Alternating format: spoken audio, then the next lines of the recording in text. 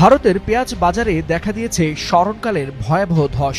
দীর্ঘদিন ধরে অন্যতম বড় ক্রেতা ছিল বাংলাদেশ, কিন্তু এবার সেই বাজারে আগের মতো সাড়া না মেলায় বিপাকে পড়েছেন ভারতের পেঁয়াজ রপ্তানিকারকরা। দ্য ইকোনমিক টাইমস বলছে, বারবার রপ্তানিতে নিষেধাজ্ঞা আরোপ করায় বাংলাদেশের মতো নিয়মিত ক্রেতারা বিকল্প উৎস খুঁজে নিয়েছে, যা ভারতের বাজারে সরাসরি আঘাত এনেছে।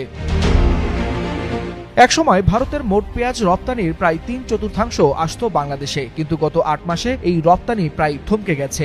অথচ বাংলাদেশের বাজারে বর্তমান পেঁয়াজের দাম আগের তুলনায় কয়েক গুণ বেশি। এরপরও ভারত থেকে পেঁয়াজ আসছে খুব কম। সৌদি আরবও গত 1 বছর ধরে ভারতীয় পেঁয়াজ কিনছে না, ফলে ভারতে পেঁয়াজ দিয়ে পাইকারদের গুদাম ভরে আছে, কিন্তু ক্রেতা নেই। দেশটির রপ্তানিকারকদের অভিযোগ, বারবার নিষেধাজ্ঞার ফলে আন্তর্জাতিক বাজারে ভারতের বিশ্বাসযোগ্যতা নষ্ট হয়েছে। ব্যবসায়ীরা বলছেন, মান ভালো হলেও ক্রেতারা এখন বিকল্পের দিকে চলে গেছে। প্রতিদ্বন্দ্বী দেশগুলো কম দামে পেঁয়াজ দিচ্ছে, তাই ক্রেতারা ভারতকে এড়িয়ে যাচ্ছে। ভারতের বীজ অনেক দেশে অবৈধভাবে ছড়িয়ে পড়ায় সেসব দেশ পেঁয়াজে এখন স্বনির্ভর হয়ে উঠেছে, যা ভারতের জন্য বড় ক্ষতি বলে মনে করছেন এসব ব্যবসায়ীরা। करीबन 30 क्विंटल प्याज होंगे, 30 कुंटल के 3200-3300 रुपए आएंगे हमारे, और 7,000 का तो हम लाने में खर्चा हो गया, और फिर बाद में खेत का खर्चा तो अलग ही है।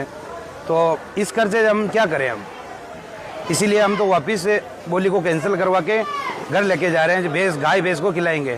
हरा चारा भी 3 रुपए किलो मिल रहा है, तो क्योंकि हमारा प्याज ही खाए। यहाँ पे 1 रुपए किलो से बोली स्टार्ट हो रही है।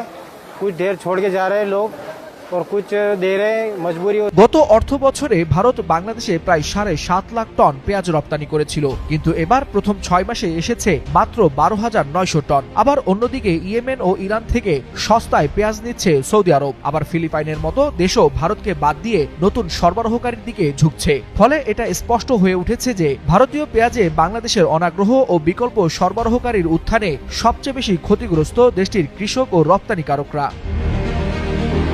ওয়ালিউল হাসানাত, যুগান্তর নিউজ।